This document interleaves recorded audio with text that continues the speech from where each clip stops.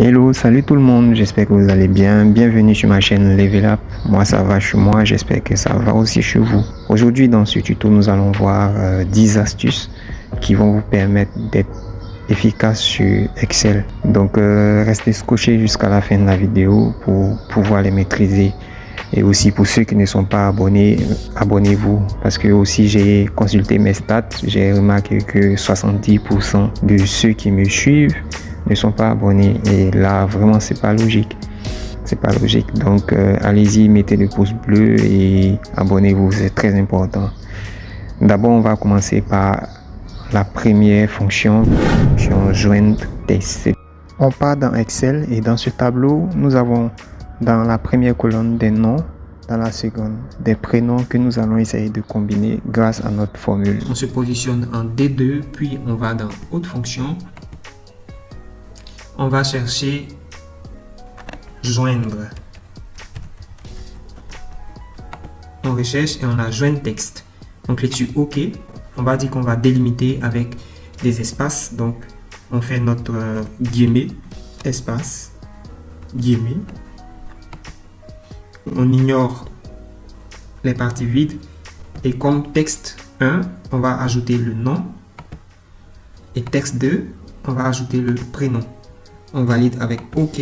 Automatiquement, on a nos noms et prénoms qui ont été joints bout à bout. On tire vers le bas et voilà, c'est fait. La recherche valeur approximative. L'idée ici, c'est de faire apparaître le taux d'imposition adéquat en fonction du revenu. Et là, on a plusieurs tranches allant de 0 à 5 000, de 5 000 à 10 000 avec le taux d'imposition de 28%, etc. On se positionne donc en F7, puis on va dans Autre fonction, on choisit notre recherche V, OK, et là, on va indiquer la valeur recherchée. Disons, on recherche le revenu. Notre table de matrice, on va choisir toute notre plage allant de A1 à B7. Ensuite, le numéro d'index colonne, nos taux d'imposition se trouvent dans la colonne 2, donc on va indiquer 2 et la valeur proche, on va indiquer à Excel qu'on veut la valeur approximative ou approchante qui est vraie. On valide OK. Automatiquement on a 0% parce que là rien n'est inscrit. On va tester en mettant par exemple 1000, nous sommes à 0%. Si je mets 6000, on voit bien que nous sommes dans la tranche des 28%. Je vais mettre 25 000 et là on voit bien encore que nous sommes dans la tranche d'imposition à 40%. La référence absolue. Pour calculer la TVA, nous allons nous positionner dans la cellule C5 et on va écrire la formule égale prix hors taxe multiplié par le taux de TVA. Donc la cellule B5 multipliée par B1. On appuie sur Entrée et on tire vers le bas. On se positionne en C5. On vient dans Formule et on va afficher les formules pour voir ce qui s'est passé. Lorsqu'on affiche les formules, on voit bien qu'en C5, on a le calcul B5 multiplié par B1. Donc on a notre prix hors taxe multiplié par le taux de TVA. En février, on a B6 multiplié par B2. Automatiquement, on voit que en B2, on n'a pas de valeur, on n'a pas de taux de TVA. Ce qui montre que notre cellule a décalé d'une ligne. D'où l'erreur. Et donc, ce que nous allons faire, c'est d'utiliser les références absolues pour en quelque sorte figer la cellule B1 pour ne pas qu'elle bouge. On va remasquer nos formules. On se met dans la barre de formules. On va venir juste à gauche de B1 et on va utiliser les dollars pour figer notre cellule. On appuie sur Entrée, on tire vers le bas, automatiquement on a nos résultats qui sont corrects. La référence relative. On va nommer notre cellule B1, dans la zone de nom, on va l'appeler taux de TVA. Taux TVA. On utilise le tiret de 8 pour faire des espaces. Taux TVA. On valide avec entrée. La cellule B1 s'appelle désormais taux de TVA. On va effacer nos résultats et utiliser la formule suivante. Égale le prix hors taxe B5 multiplié par, cette fois-ci, quand on va sélectionner B1, on voit que Excel nous affiche B5 fois taux de TVA. On valide et on tire notre formule. Nombre si. Nous allons utiliser la fonction NBC pour compter le nombre de filles et de garçons. Pour cela, on se positionne en B17, puis on vient dans Autre fonction, on cherche NBC, on clique sur NBC, OK. On va choisir maintenant notre plage de critères. Donc notre plage de critères va se baser sur le sexe. On choisit notre plage allant de B4 à B15 et on ajoute notre critère entre guillemets. Donc pour les filles, notre critère sera F comme marqué dans notre tableau. On valide avec OK et automatiquement Excel nous a compté le nombre de filles. Elles sont au nombre de 5.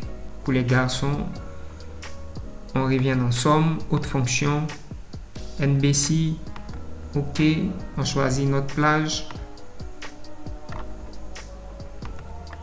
on indique notre critère M pour les hommes, on valide avec OK, on a au total 7 garçons. La fonction supprime espace va permettre de supprimer les espaces qui se trouvent dans un libellé ou dans un texte. Donc on se positionne en B2, venir dans Autre fonction, puis on cherche dans toutes les fonctions la fonction subespace. On remonte subespace. Voilà, on a notre subespace ici et on clique sur OK. On va choisir le texte dans lequel on veut supprimer les espaces. On choisit en A2. On clique sur OK là. Il nous a supprimé les espaces superflus. On déroule et voilà notre résultat. La fonction si. Dans notre feuille de calcul, nous avons des quantités de produits qui ont été reçus et vendus. Ce qu'on va faire, c'est d'afficher une action si la quantité vendue est supérieure à la quantité reçue ou l'inverse. On vient dans la barre de fonction, on clique sur FX, puis là, on cherche la fonction si. On choisit la fonction si, on clique sur OK. On a notre fenêtre qui s'ouvre et qui nous demande le test logique. Si notre quantité vendue est supérieure à notre quantité reçue, donc on met le signe supérieur.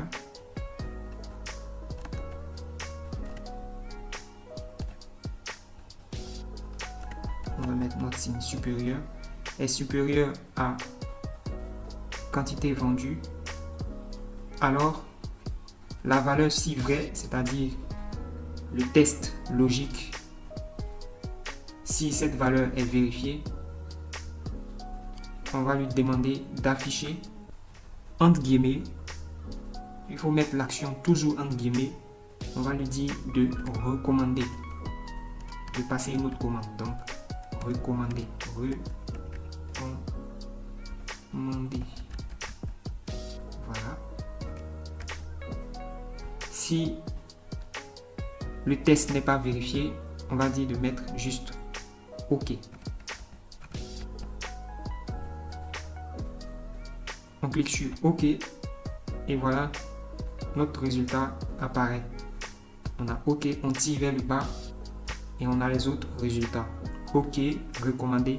On voit bien que pour les crayons, la quantité vendue est supérieure à la quantité reçue. On va resélectionner cette fois-ci sans les totaux. On revient dans insertion, graphique recommandé. On choisit le premier graphique, puis OK. Et on a des étiquettes sur notre axe horizontal qui sont les trimestres. On a aussi les légendes. On peut mettre le titre. On va mettre les ventes simplement. Et dès qu'on clique sur le graphique, on a des fonctionnalités qui nous permettent de faire apparaître les titres, des axes qui nous permettent de faire apparaître ou retirer les légendes. Voilà. On peut aussi mettre des étiquettes de données. En dessous, on a les éléments de mise en forme. Voilà, avec ce petit pinceau là qui vont vous permettre de changer un peu la mise en forme de votre graphique ou le style. On peut choisir ce style ou l'autre, on revient là.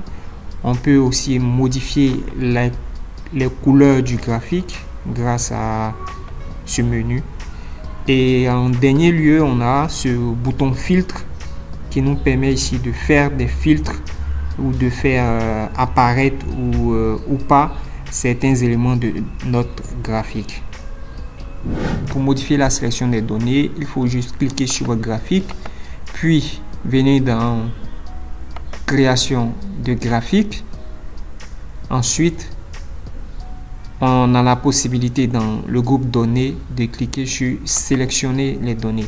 Alors quand on clique sur sélectionner les données, là on a au-dessus plage de données graphiques. On clique sur la flèche et on va choisir une plage de données. On va dire qu'on va juste prendre ces éléments là. On n'oublie pas de prendre toujours les en-têtes. On va prendre les ventes de l'Est simplement. On clique sur OK et voilà.